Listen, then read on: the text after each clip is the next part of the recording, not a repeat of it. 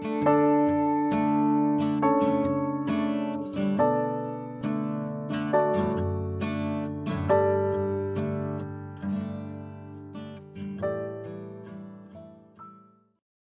시간 주님께 안녕하세요. 대강교회 오훈 목사입니다. 11월 1일 화요일입니다. 하나님 우리에게 주신 말씀은 디모데전서 1장 1절에서 11절 말씀입니다.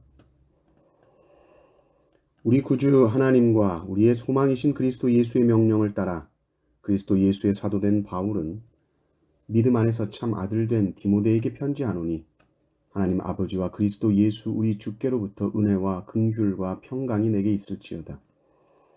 내가 마게도냐로 갈 때에 너를 권하여 에베소에 머물라 한 것은 어떤 사람들을 명하여 다른 교훈을 가르치지 말며 신하와 끝없는 족보에 몰두하지 말게 하려 함이라. 이런 것은 믿음 안에 있는 하나님의 경륜을 이룸보다 도리어 변론을 내는 것이라.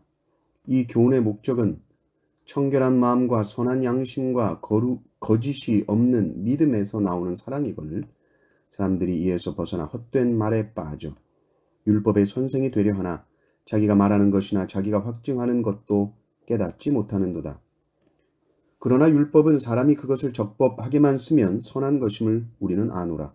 알 것은 이것이니 율법은 옳은 사람을 위하여 세운 것이 아니요 오직 불법한 자와 복종하지 아니하는 자와 경건하지 아니한 자와 죄인과 거룩하지 아니한 자와 망령된 자와 아버지를 죽이는 자와 어머니를 죽이는 자와 살인하는 자며 음행하는 자와 남색하는 자와 인신매매를 하는 자와 거짓말하는 자와 거짓 맹세하는 자와 기타 바른 교훈을 거스르는 자를 위함이니 이 교훈은 내게 맡기신 바 복되신 하나님의 영광의 복음을 따름이니라. 아멘.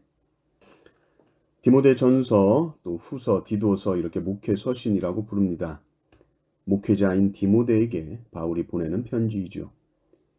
디모데가 에베소 교회에서 목회할 때 지침으로 삼아야 될 말씀을 하나님께서 바울을 통해서 주셨습니다. 에베소는 우상 숭배와 이방 관습이 성행하던 곳이었고 거기에 사도 바울이 개척을 했습니다. 그래서 그 에베소 교회를 디모데와 같이 동역했고요. 그래서 이제 디모데는 에베소에서 지도자로서 이제 자리매김을 하고 있었고요. 그런데 이제 바울은 마게도냐로 떠났고 디모데는 이제 에베소에 있는 것이죠. 바울이 디모데를 에베소에 남겨둔 것은 거짓 선생들 때문이었습니다. 이 거짓 선생들이 바울이 가르치지 않은 다른 교훈들을 가르치는 것이죠. 다른 교훈이 무엇인가? 오늘 말씀을 보면 신화라는 것, 또 족보, 끝없는 족보 이야기가 나옵니다. 신화라는 것은 없는 이야기를 지어낸 것입니다. 꾸며낸 이야기입니다. 그리고 그 꾸며낸 이야기는 이 족보하고 연결이 되죠. 왜냐하면 이 성경에 족보가 많이 나오는데 이 족보는 조상들 이름이 쭉 나열된 겁니다. 근데 이들이 조상 중에 좀 유명한 조상들, 아브라함이니 모세니 이 대제사장들 그 중심으로 자기들과 연결시켜서 있지도 않은 족보를 꾸며서 만들어냅니다. 그러니 이 꾸며낸 신화와 족보라는 것이 따로 있는 것이 아니라 이 족보를 신화처럼 꾸며내서 만들어버린 거예요. 그러면서 우리는 뭐 아브라함의 직계잖아. 우리는 모세의 직계잖아. 억지로 자신들을 조상들과 연결시킵니다. 그래서 이들이 원하는 것이 무엇이겠어요? 나도 이렇게 경건하다는 것을 드러낸다는 거죠. 야, 우리 혈통에 이런 분이 계셔. 우리 조상들이 이렇게 위대한 일을 했어. 야, 우리 조상이 더 경건해. 혈통이 좋으면 사람들과 하나님께 더 인정받을 것이라는 착각을 합니다. 지금도 족보 운운하는 사람들은 다 그런 거예요. 이것은요, 우리도 그렇습니다. 자칫하면 우리도 내가 몇 대째 예수 믿는 집안이야. 물론 귀합니다. 그러나 그것이 우리의 구원을 담보하는 것이 아니에요. 그것만 자랑할 수가 없는 거예요. 기독교 신앙은 혈통을 자랑하는 신앙이 아닙니다. 혈통 때문에 구원받나요? 내가 아브라함의 자손이라고 구원받나요? 다윗의 자손이라고 구원받나요? 아니죠. 내 거짓 교사들은 자꾸 성도들로 하여금 복음의 핵심을 보도록 하는 것이 아니라 자꾸 곁다리를 보도록 해요. 복음이 아닌 것들에 자꾸 관심을 갖도록 합니다. 복음은 그런 것에 집중하지 않게 하는 거예요. 복음은 우리로 하여금 거룩하게 하고 정결하게 하는 것에 관심이 많지 그렇게 사색하고 변론적인 것에 관심이 없습니다.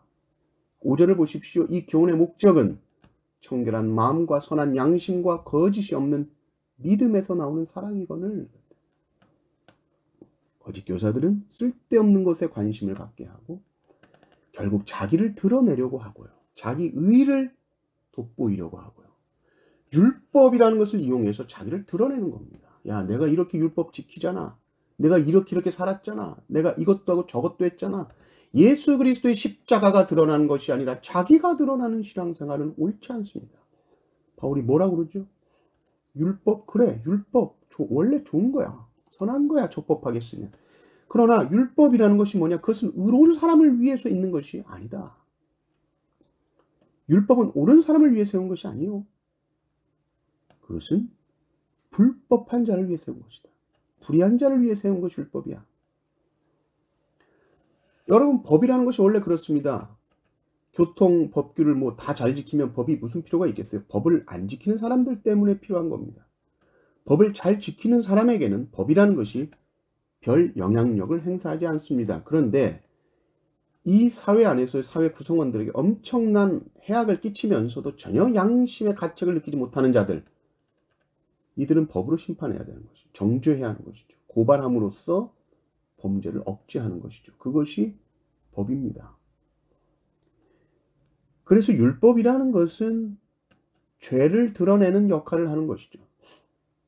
그리고 이 율법이라는 것을 도무지 100% 완전하게 지킬 수 없다는 것을 인간은 알게 되고, 이 율법의 의로서 하나님 앞에 어느 누구도 용납될 수 없다는 것을 우리는 율법을 알게 될 때에 깨닫게 됩니다.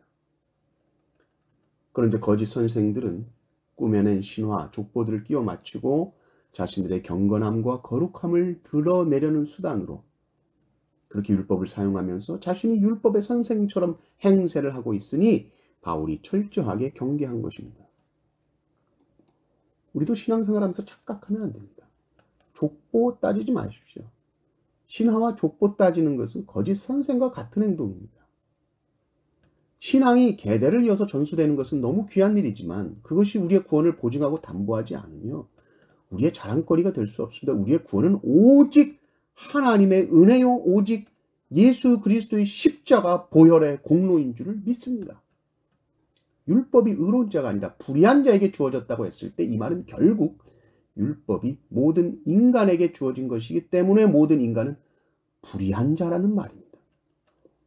율법 앞에 섰을 때 우리는 죽을 죄인으로 드러나야지, 율법을 앞에 두고 내가 이렇게 다 지켰네, 내가 이렇게 하나님의 뜻대로 살았네 라고 말한다는 것은 죄가 무엇인지, 의가 무엇인지, 구원이 무엇인지, 심판이 무엇인지 모르는 사람이요, 복음이 무엇인지 아직 모르는 사람입니다.